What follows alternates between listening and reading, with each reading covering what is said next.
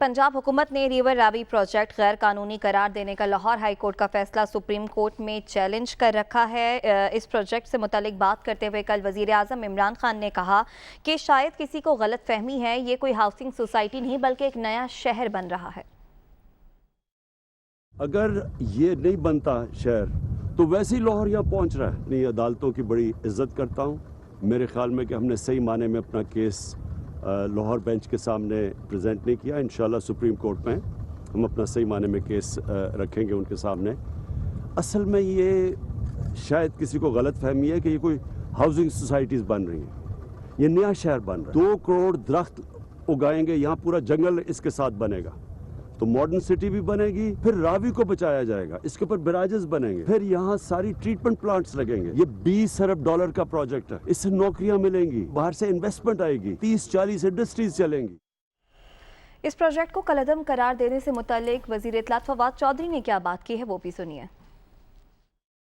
हुकूमत को ये हक हासिल है कि वो नए शहर बसा सके। ये कोई एक्विजिशन कोई हाउसिंग सोसाइटी के लिए नहीं हो रही थी कि उसको जज साहब कहें कि ये हाउसिंग सोसाइटी के लिए हो रही है। ये एक नया शहर बना रहे हैं और ये बार फैसला हुकूमत नहीं करना है। अदालतों ने इससे पहले पॉलिसी फ़ैसलों में जब भी अदालतें गई हैं उसका फ़ायदा नहीं हुआ। जब भी अदालत ने अपने इख्तियार से तजावुज़ किया है उसका बहुत नुकसान हुआ है मुल्क को। और पॉलिसी साजी क्या होनी है ये बहरहाल ये एग्जीक्यूटिव का इख्तियार है और पार्लिमान का इख्तियार है। पार्लियामेंट का इख्तियार है वो पार्लियामेंट के पास रहना चाहिए, जो एग्जीक्यूटिव का इख्तियार है वो एग्जीक्यूटिव के पास रहना चाहिए, और जो जुडिशरी का इख्तियार है वो जुडिशरी के पास रहना चाहिए। आप फवाद चौधरी को भी आपने सुना और वज़ीर आज़म भी कह रहे हैं कि ये कोई हाउसिंग सोसाइटी नहीं है बल्कि नया शहर है, इससे नौकरियां भी लोगों को मिलेंगी। मतलब देखिए, मेरा ख्याल में फवाद चौधरी और वज़ीर आज़म ने नहायत मुनासिब बात की। उसकी वजह यह है कि हमारे यहाँ पाकिस्तान में पिछले कुछ अरसे से ये रिवाज पड़ गया है कि किसी का लेना देना होता नहीं है और वो एक पिटिशन उठाता है और अदालत में पहुंच जाता है और कहता है कि जनाब इसमें चूंकि ये पेच नहीं हिला था प्रॉपर तरीके से या इसको नट को सही टाइट नहीं किया गया था, इस वजह से आप इस प्रोजेक्ट को रोक दें। इसकी क्लासिकल मिसाल पाकिस्तान के अंदर पाकिस्तान स्टील मिल का केस है, जो जिसके ऊपर हम उसके बाद से 2 अरब डॉलर उसमें इंजेक्ट करके फिर भी वो मिल बंद पड़ी हुई है और पाकिस्तान के सर के ऊपर कर्जों का बोझ लदता चला जा रहा है जी। दूसरा रेकोडिक प्रोजेक्ट है। रेकोडिक प्रोजेक्ट में एक साइंसदान उठ के अमाइकस क्यूरी उसे कहेंगे या पता नहीं क्यों इमदाद के लिए उसे बुलाया था, वो जाके कहने लगा कि जनाब मैं 4 अरब डॉलर ले आऊंगा, मैं अगर पाकिस्तान अगर मैं खुद करूंगा तो ये करूंगा। तो आज तक वो रेकोडिक के अंदर मेरा नहीं ख्याल उस शख्स ने जाकर रेकोडिक को ऊपर से जहाज में बैठ के भी देखा होगा। अच्छा, इसी तरह हमारा फिर प्रोजेक्ट रुका ऑरेंज लाइन का। ऑरेंज लाइन का प्रोजेक्ट रुका अप्रैल में, फैसला महफूज यानी 8 महीने के फर्क के बाद अब वो फैसला सामने आया।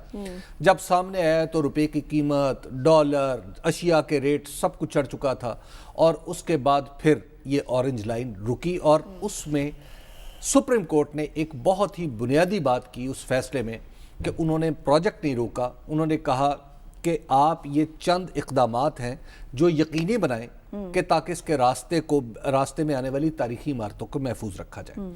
तो अब हाई कोर्ट के सामने भी एक्चुअली यही एक गाइडिंग प्रिंसिपल होना चाहिए कि जब इस तरह के प्रोजेक्ट्स आए तो उनमें देखने की बात यह है कि उसमें आप अगर आपको उस पर कोई शक है तो उस पर कोई गाइडेंस फराहम कर दें। ये मुनासिब तर्ज अमल क्या है? दुनिया में तो ऐसा नहीं होता, ये पाकिस्तान में ही होता है कि पाकिस्तान में बड़े बड़े प्रोजेक्ट्स को उसके ऊपर फुल स्टॉप लगा दिया जाता है। यानी कोई एक वकील उठे, माफ कीजिएगा साद रसूल साहब, अदालत जाए और जाहिर है इतना जहां पेपर वर्क होगा उसमें कोई ना कोई शम्मा शोशा रह जाएगा। उस शम्मे शोशे की बुनियाद पे आप कहें कि चूंकि ये कानून के फलां प्रिंसिपल के मुताबिक नहीं है तो लिहाजा बंद। लास्टली मार्च करूंगा कि हमारी अदलिया, हमारी मेहरबान अदलिया, जैसे वजीर आजम ने हाथ जोड़ के बात की है तो मैं भी उनकी तबाह में हाथ जोड़ कर कर रहा हूं।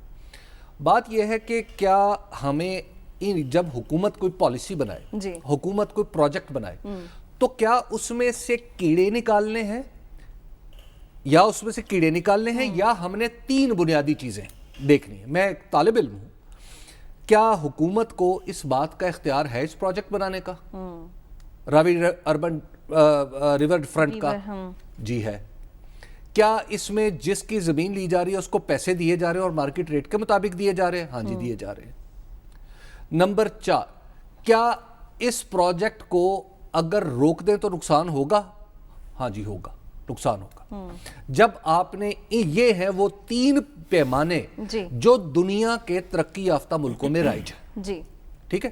ہم چونکہ ہم شاید ہمارا مسئلہ یہ ہے کہ ہم کچھ معاملات میں بہت پسڈی ہیں، کچھ معاملات میں بہت ترقی یافتہ ہو گئے، بالخصوص قانون کے میدان میں، ٹھیک ہے۔ تو اس میں اس کی زد میں آ کے ہماری، میرا خیال یہ ہے کہ چاند ماری کی زد میں یہ قانونی یہ جو پروجیکٹس ہیں یہ نہ ہی آئیں، جی، اور ان پروجیکٹس کو چلنا چاہیے، آگے بڑھنا چاہیے۔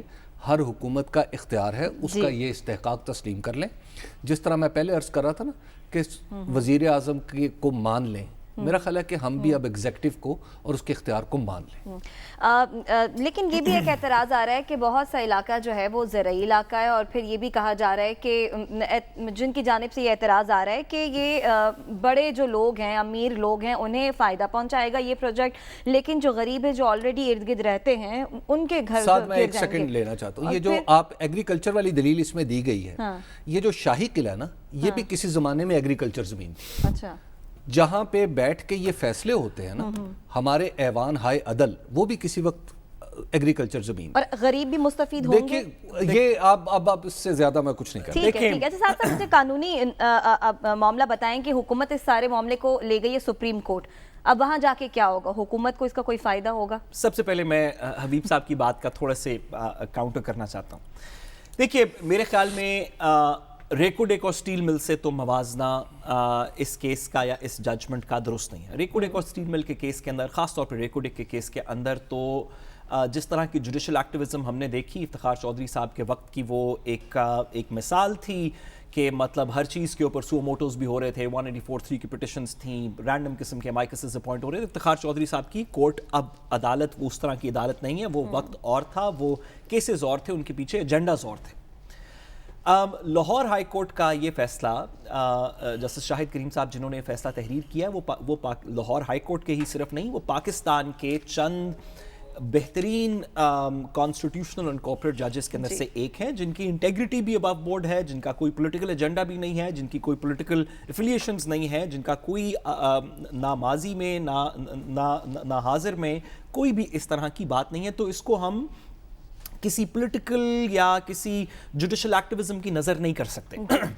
سوال بڑا سمپل ہے، کیا پارلیمان نے قانون لکھے ہوئے ہیں کہ لینڈ ایکوزیشن کیسے ہوگی، انوائرمنٹل رائٹس کیسے پروٹیکٹ ہوں گے، کمپنسیشنز کیسی دی جائیں گی، ایگریکلچر زمین پہ کیا ہو سکتا ہے، کن چیزوں کے لیے، کن پبلک پرپسز کے لیے زمین ایکوائر ہو سکتی ہے، اور ان کا کیا طریقہ ہوگا اس پہ پروجیکٹس بنانے کا؟ پارلیمان نے تحریری طور پہ قوانین کے اندر یہ چیزیں خد و خال اس کے بیان کیے ہوئے۔ کیا پارلیمان نے اگر وہ خد و خال پورے نہ ہوں تو کانسیکوینس کیا ہونا چاہیے یہ تحریر کیا ہے؟ ہاں جی، پارلیمان نے لکھا ہے کہ اگر یہ 3 چیزیں نہ ہوئی ہوں تو آپ پروجیکٹ کو روک دیں۔ عدالت نے نہیں لکھا، یہ قانون نے لکھا ہے، پارلیمان نے لکھا ہے۔